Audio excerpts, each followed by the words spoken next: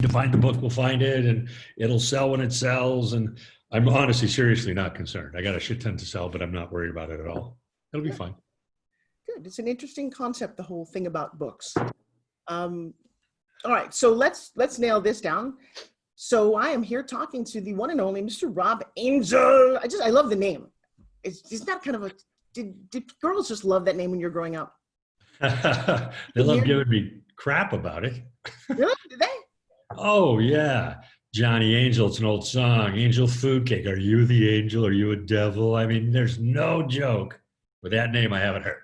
Oh, that's too funny. Well, I would imagine it'd be a girl magnet. Oh, you want to be Mrs. Angel? Where were you when I was growing up?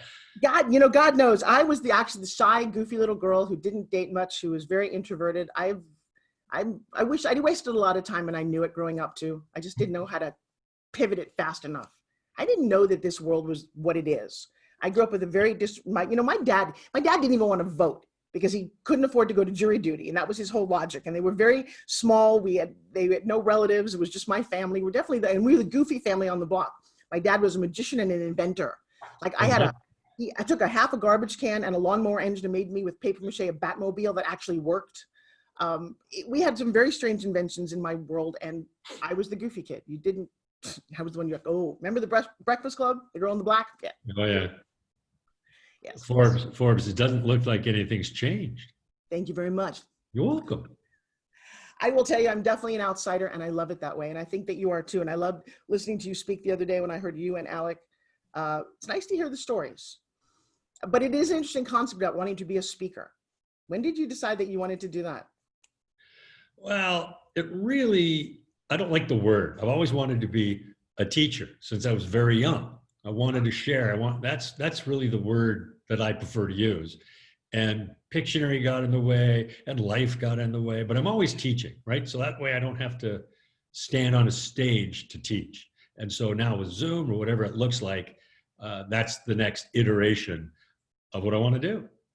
Oh, I completely agree. I will tell you that I like this format. I like seeing your face this close. It's nicer when you can see everybody's face, not have to see an entire audience of people that you can't really get to. So right. I'm enjoying this very much. And it's a little bit changed my life because now I don't have to worry about, I can't go out on a Friday night because I don't like parties. I don't like doing all that. So now I have my own parties. And it's funny, the other day I said, okay, everybody get to go home. Like, oh wait, we are home. That's exactly. I know. The weird part was, so when everybody started going on to Zoom, everybody was in their sweats and everybody was, changing from their suits and whatnot. I've been working from home for 100 years. So when the coronavirus hit, everything changed.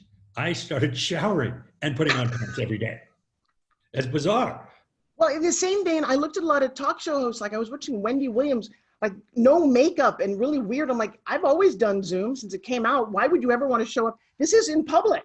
So you take a shower, and I've always kind of cut and colored my own hair. So I'm like, I'm not sure what the big problem is, but All right, what do you mean? It's a look. It's definitely a look. It's a look, and boom. Come on, mad scientist. I love it. All right, so I'm going to go through these crazy questions. What's your title? What do we call you? What do you want to call me, Forbes? Well, creator of Pictionary may or not be what. Creator of Pictionary, author, speaker, explorer. Oh, I like that. That's actually a very nice touch. All right, so the question is, what is one habit, if you could instill it in somebody, what would it be? To be open. That is what has guided me my entire life, long before Pictionary. I'm open to experiences. I'm open to new things. I don't judge opportunities or people or things when they come my way. And that's when, for me, the magic happens. And so instead of, I don't like this person, or nowadays, the discourse that's going on, at least be open to the conversation. You don't have to like it. You don't have to agree with it, but you got to try it on. And then you can say yes or no. But being open, for me, is my whole life. Where did that come from for you? Wanderlust. I mean, I love to travel. I love to meet new people. And if I'm not open, what's the point? It just kind of shuts the whole process down.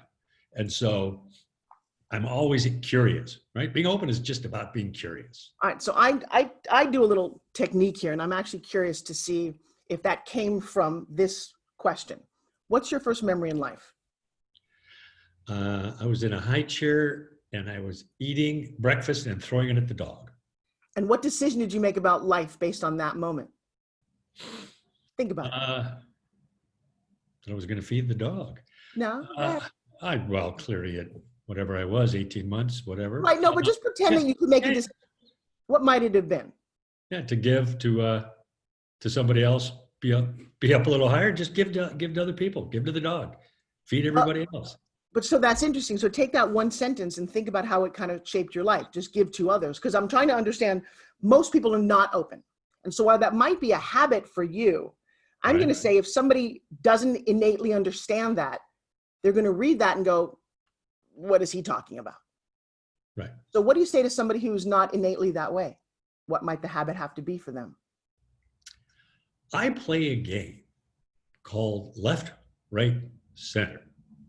And what I do is I will walk to the middle of the street, not on the sidewalk, excuse me.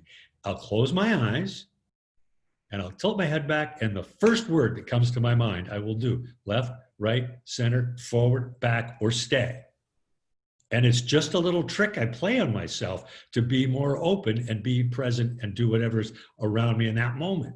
And so it's a little habit that I can do when I kind of forget, because it's the not thinking. Being open is really about not thinking as well, right?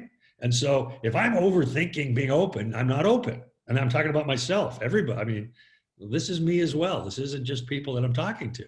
Right. And some of the greatest stuff that's happened, some of the adventures, and just a nice evening, doesn't have to be the best adventure in the world, happen when I just forget for a moment, practice being open, and then it becomes a habit. For me, it's a habit. People that know me, they play a game. and when I'm not in Seattle, wherever, and they're together, and they'll put $1 on the table, and they'll all guess where in the world I am. And whoever closest gets the money. Oh, wow. Right? But that's yes, I'm blessed. I admit I'm blessed. I get to travel and do what I enjoy and what I love. But it's just who I am. But it started with this habit of just being curious and this habit of asking questions and not judging. And that grew and grew and grew to who I am now. So have you ever coached anybody to be more open? Not on a professional level, but I talk about it all the time. If anybody wants to talk about it, I mean, this is so innate, as you say, this is who I am. Right. And so to quantify it, no, but it's teachable. I mean, there's no habit that's not teachable. There's no life that's not teachable if you're open to learning it. How's that? That's awesome. So what's one adventure that you go, that happened only because I was open to it? I was in Spain, left Barcelona, and I got lost. I was in a car. I was trying to drive somewhere, and I got lost. And instead of getting mad, I'm going, okay, what's going to happen? Where's the adventure? I wound up on this dirt road to nowhere. And I'm trying to get to a major city. All of a sudden, I look up and I see this old house.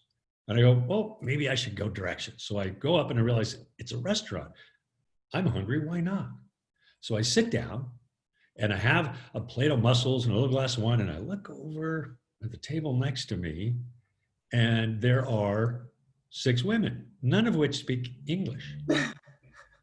And so now I'm sitting there, and instead of being uncomfortable that I'm the only guy that doesn't speak English, that I'm in a foreign country, I'm going to be open. And one of the gals in broken English says, "Are you American?" I said, "Yeah." She goes, "We need to practice our English. Come sit with us." Oh. And so I went, and I went up sitting for 4 hours with these women, average age 75, and had a blast. I mean, it was an absolute blast. We're talking, we're having champagne, and I'm learning Spanish. They're learning English. And it was just because I was open and not uncomfortable putting myself out there in an uncomfortable situation. I was open to talking to them. And if it didn't work, it didn't work. But it was just a magical day. And that's the kind of thing that happens to me all the time because I'm willing to put myself out there and be open to the situations. Do you think other people are not? Oh, yeah. Unfortunately, it's the fear of the unknown. It's the fear of not knowing. It's insecurity of maybe I can't measure up in this one situation. I mean, every negative emotion that comes up stamps down being open. And I'm not immune. I'm not going to lie. There's situations where my insecurity gets in the way of some conversation or some situation. I go, I don't think I'm going to be open today. And I'll just kind of walk away, slink away. So it doesn't happen every day, but it does happen. So that's just human nature. But I do make it happen. I do make a process of staying open as much as I possibly can, because I know for me, that's when the magic happens. That's how Pictionary happened. Okay. Yeah, you can give a little of that story, but then because as a little aside, I will share with you that you and I are cut of the exact same cloth. Because I went to Europe with a backpack and for 6 months was open to everything, from jumping off a train with a guy that he literally took my backpack. He was trying to smuggle drugs up, wanted to get away from another guy. Next thing I'm jumping off a moving train to see a Salvador Dali museum in Figueroa, Spain. But the entire trip for 6 months was that. Yeah, no, it's amazing. And I actually used to teach that. I used to teach being outrageous as opposed to open. One delivered 10,000 singing and stripping telegrams in Manhattan. So I was open to a whole lot of just creating my own world. I literally punked. That's all I did was punk men. And and I'm actually working on creating that story because I never thought to share it publicly the way I'm going to. Yeah, right. I mean, no sex, no nudity. It was actually I'm the cutest little stripper you've ever seen. Made tons of money and had an incredible adventure for literally 10 years of my life. Stories like you can't believe, including lying to Dustin Hoffman on the soundstage of Death of a Salesman. He was doing the TV series and telling him that I was the assistant sound editor just long enough. So seriously open. So I definitely get and knew innately that you and I are very different from other people. I never thought about it though, as being a habit. That's interesting. Right. So in terms of being open, how did Pictionary happen? How does that play into it? I liked games. We're talking 1982. So we're talking before the internet. We're talking board games were popular. And so I grew up playing games. And one day my roommate said, do you want to play a new game that I learned at college? So instead of saying no, instead of saying, well, I didn't invent this or this isn't my idea, it was like, sure, right? I'm open, let's play. And so I get off the couch and I had no idea at 22 years old, waiting tables, making no money. I had no idea my life was about to change, but I was open to playing. And we started playing and we kept playing every night, this silly game. And from that, the idea of Pictionary wouldn't leave my head. I mean, it was stuck there for 2 years before I started working on it, but it was because I was open to something new. And that's how it got started. It wasn't that I saw this game and I thought, oh my goodness, this is the best thing ever, right? I'm not that brilliant. I can't see something and go, that's going to make $1 million. But I felt it was going to make $1 million. I felt that it was going to work after I was open to getting off my butt and playing without judging it. And in the same vein, that's how Spin Gym happened. It was somebody else's little product for an office de-stressor. And I was open enough to take on the challenge and spend the rest of my life. And you do devote a lot of your life to that. Was Pictionary a word before you created it? No, it was a combination, obviously, pictures, dictionary. It's an old play on the word game Fictionary, which became Balderdash. I love Balderdash. Oh my gosh, I'm a crazy Balderdash. I love board games. I actually, for a period of my life, was a game show host. I was actually on the $20,000 pyramid when I was 18. I'm so addicted to games. Not surprised. I know Laura, the inventor. I'll have her get you an autograph game. Oh yeah, that would, just love it. And I love it because I hear things differently. So I'm the one who, in fact, I can tell you the first time I played, this is funny, I've not said this in years, but two of the words that I thought were so cool. One was suck a leg and whatever that really means. But I pretty much said what a prostitute is forced to do when a man's been castrated. My mind sees, so I would make people, I know, right? Strange how you would think. So I love making everybody laugh with those words because I hear things differently. I don't win the game, but I make everyone laugh. Well, I mean, I'm surprised and not even shocked that you would have that word. Well, that was a strange word in my head because I remember it being so odd that when we're playing this game, I didn't know what any of these words meant, but I knew what they could sound like. Right. And I'm an improv artist. We did this last night actually in a class. We played the yes and game, Oh and yeah. it's very challenging because people, and I'm teaching them to have an imagination. Really, that's what we need to do? Right. Because if I said, "Oh my God, that's a horrible elephant over your shoulder," and they're like, "There's no elephant," I'm like, "No, there isn't." But if you say yes and try and figure out that I've been so funny. All right, I love messing with people. So why do you think this habit is important? Oh, it's important for creativity. It's important for keeping your mind open and your heart open. It's important for experiences to happen because you don't know where those experiences are going to lead. Instead of just being focused on one thing, you've got to be focused on everything. And you don't have to like everything, but when you're open, that's when these different inputs come. You're going to I walk down a lot of different paths. And I'm going to find my passion. A friend of mine once said, my passion will find me. Instead of looking for your passion, because when you find your passion, go get out there and follow it. Well, they don't tell you how to find your passion. For me, right? For me, it's just going a lot of different directions, being open to input, taking on those things that really resonate and see what happens, see what you become passionate about, see what works for you, what doesn't, and a lot of stuff doesn't. But when you're open, that's when the stuff starts coming in. And I call it, I go through life with an open mind, open arms, and an open heart. That's what it is. I kind of walk around like this as I say it. I bump into stuff That was all the time. poetically, that was beautiful. What would be the title of your unhabit? Somebody should break something that they do that's really not working. My personal habits? No, My, but it's, say again? oh, say it No, again. but actually it says here the title of your unhabit. If you could help somebody break a bad habit that your pet peeve, what would it be? Oh, uh, I'd say keep your head up because sometimes my habit is down at my phone, is down at, Oh, right? So I would like to personally like to unhabit that habit. So I'm actively working on that now.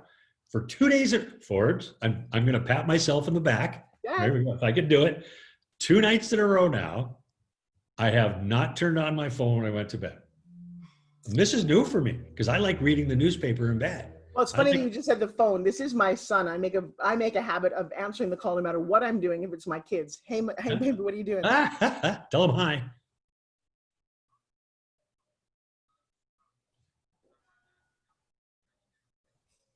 I think that would be beautiful. You know who I'm hanging out and talking to right now? The creator of Pictionary. How cool is that? I know, right? I know. All right, I love you, and certainly I'll see you in a little bit. Mwah. And that is a 17-year-old boy who still calls his mom, loves his mom, and I'm pretty proud of him and his twin sister. So I must have done Beautiful. something good. But I Yeah. like the idea that, so is the habit not to be on your electronics or pick your head up? Short term, not to be in my electronics. When I go to bed, that's small steps. Okay. That's a great unhabit. Let me tell you something. Even redoing your bedroom. My daughter walked into my bedroom recently. She said, Mom, how come there's no pictures of us in here? I said, cuz I don't want my kids in my bedroom. You don't want other people watching. You want just romance and love and quiet, dark curtain. But no, do you actually leave your electronics out of the room? That'll be tomorrow. I need an alarm clock. That's my excuse. How was that for an excuse? Yes. That's all that was. That's all it was a total defensive. What? No, I'm not going to do that. Now, are you doing that? You have a partner that you go to bed with, yes? Yeah. Are you doing that for your partner? Or are you doing that for yourself? Oh, for me, because it's just a waste of time. There's nothing I'm going to learn at 11, 12 at night on the phone that I couldn't learn in the morning. And the whole, I don't know the technology behind it, but the light that emanates from the phone in your brain screws it up so you can't sleep well. I know there's some technical term for it. Have you ever heard of brain tap? I'm about to. Oh my gosh. So there's a gentleman who's created this concept. I think I have it here somewhere, with headphones that have lights in them, and it's patterned for your eyes. And then you plug it into either music or their relaxation hypnosis concept. You put this on and you get into this theta state. You're in a whole nother world. I like it. So Brain I tap? will, yeah, brain tap. Patrick Porter, I will connect you both. Yeah, yeah. Created it. It's a beautiful product, and I love it. It will take you to a whole nother world. And then another friend of mine created a mat, a kind of a vibrating mat that you put on an anti-gravity chair. Yeah. You put these two things in, and they've tested. It's kind of a cool thing to do, but they'll test your waves, and they can test all kind of things, not only your brain waves, but your age, your stress level. And in 20 minutes, all of it just decreases. Wow. And I'm a big fan of putting those two things together, cranking up the music and just going to another planet for a little while. I'm in. Yeah. All right. I will share that. I usually do other things to get me to the planet. But let's start with you. Right. But that's what's so interesting is you can do that. But this is so like, wow, I'm just going to let my brain do it. Right. So it's kind of an interesting concept. And I will tell you again, I'm fascinated by the brain. Last night, I did a hypnosis session. I had one of my girls just say that she wished she could stop eating chocolate ice cream. Well, I'm going to tell you something. There's no way, at least for the next couple of weeks, that this girl is going to be able to put her spoon into snotty dog poop, which is what she said. And we made that happen. And I will tell you, hypnosis is real, how you mess with your brain. So the concept, I've never thought to tell my brain to be open. I do play little tricks. Every once in a while, I'll walk onto a plane, especially if I got a first class ticket, and I'll say, whoever I'm sitting next to is exactly the right person for me right now to take my life to the next level. Oh, yeah. Do you know I sat down next to Tim Sales, the guy who created the whole concept or explained the concept of network marketing better than anyone else I've ever seen. He created a DVD series called Brilliant Compensation, sold 7 million of these at $14, and just opened my eyes to a whole, and now, by the way, I didn't realize how famous this man is. Like, you couldn't touch him if you wanted to. And we just became friends. I'm like, I literally walked on the plane and asked for this kind of a level conversation. Right. With Forbes, I would contend that you and I are the same, but you are open. So most people get on a plane, and to some extent myself included, you don't want to have a conversation with that person next to you. So this guy is just indicative of you being open. He could have been an ant farm salesman. Doesn't matter. You still would have had a short sentence with him to see if he was engaging or not, to see if you wanted to continue the conversation or not. So it doesn't matter. And again, being open doesn't mean going down so many rabbit holes that you never get out. It's about one sentence to the guy sitting next to you on the plane. If there's something that you want to go farther with, then you take the conversation farther. If not, that's okay. Open doesn't mean giving up your time and your energy and your money willy-nilly. It just means being open to trying. Just give it a little shot in each moment, and you never know what's going to happen. Have you created an exercise for people to be more open? Well, the game I talked about. So an exercise, no, but I think I'm about to come up with one for you. I think that would really help, because I have no issue being open, but I don't think that you and I are the norm. No. I mean, I have to remember, I take a spin gym on. If I don't sell a spin gym within the first 30 seconds of walking onto an airplane, I'm not happy. Usually there's a person standing right at the middle of the plane where I like to sit, emergency room. The next thing you know, she's doing this before Joshua gets on. I've sold a spin gym, and everyone walking past is seeing what she's doing. And I'm like, I just love that I've created this energy. So I don't think that's typical. Right. I had some friends that were on vacation in South Africa, and they were walking through this square, and these 6 people were there a little tipsy, and they're going, "Hey, come join us." And Dave and Tori is their name, and they just kept, head down, and they just kept walking. And they got past the table, and Tori says to Dave, goes, "What would Rob do right now?" She goes, "We're going back." And so they turned around, they went back, and they had the time of their lives. They made That's what the game is. What would Rob do? I like it. I love that. Well, that's a habit, non-habit. That's pretty much all that we really need.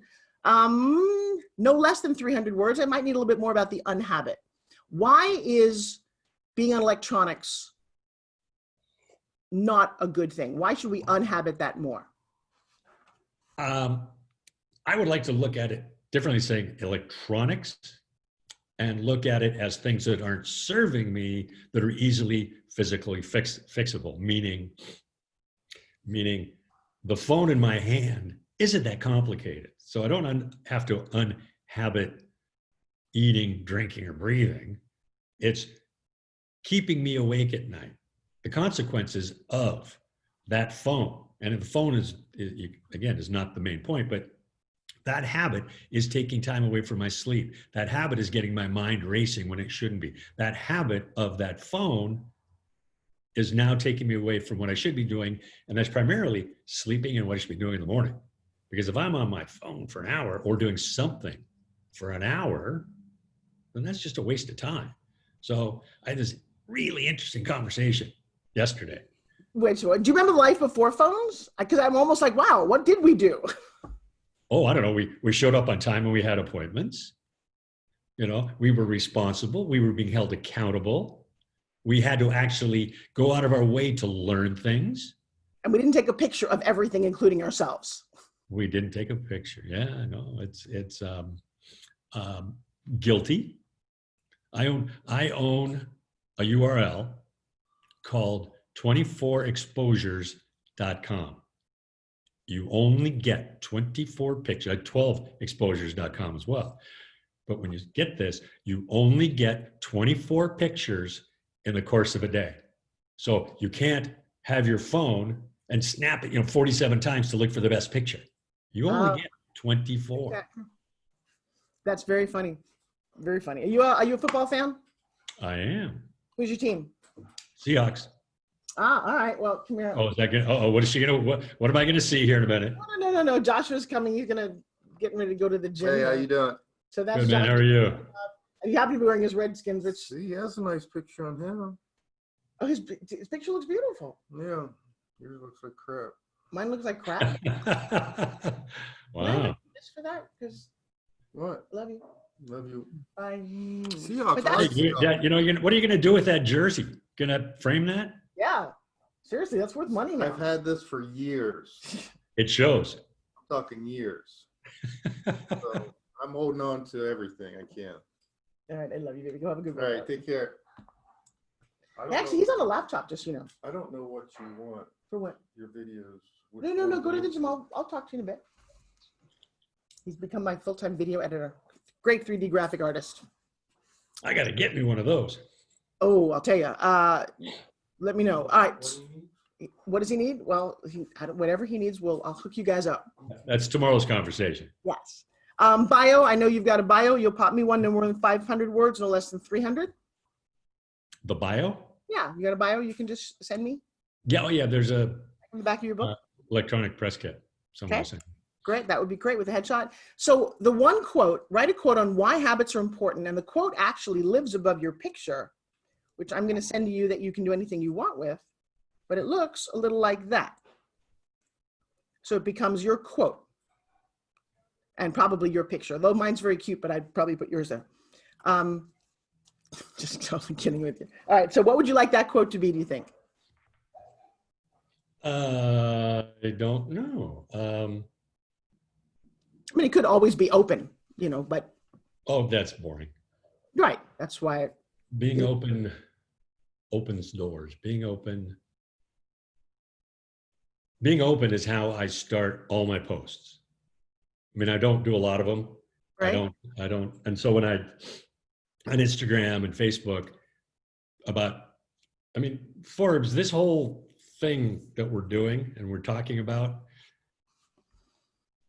I'm desperately afraid of giving up my time to be a coach like you. I don't want to be a coach, but to do what we're doing, and if there's 12 people and we're having an hour or two of this and I get paid for it, right now that's what I want to start doing. Well, I will tell you, the one step beyond that is when the 12 people are there and you are filming this, because that's the beautiful part of Zoom. It automatically films it, which I used to have to spend a lot of money to film my trainings. That also becomes a course, which then lives on something where you don't have to show up. Right. And speaking of which, I want you to send me the the video Oh, does. absolutely. And one of the ways that you do that is you set out your curriculum, you teach it, it's filmed, you package it, you can actually then go on vacation. Then it comes down to marketing. Yeah, see, find me a team. My attention span is less than ever. I'm 62 years old. You know, I want to give back. I want to be of service. I want to do all those things, but you know, I'm still in the enjoy my life stage. Well, let me finish this, and I have a Oh couple. yeah, of, sorry. So the one sentence that you like. The one is sentence, gonna be, being open is a choice. No, being open creates opportunity. I like that. Being open creates opportunity. That's awesome. Okay. And then I'm going to ask you for some mailing address and a signature, and I'll send this to you. And I think that could be good. And that's how hard that was. Do we say being open-minded? Being we say that? open-minded is, ooh, wait, say that again. Being open-minded creates opportunity. Being open-minded creates, or just being open in big letters, because open is a word that I've never heard anybody use it the way you use it. So I'll send that back to you. Think about it. Being open creates opportunities. Open-minded sounds average. Being open is like your thing. This is interesting the way you talk about it. Okay, I'll buy that. Yeah. I'll buy that too. So for you, honestly, what I think you want to do is, how popular are you on Facebook? I'm popular, but not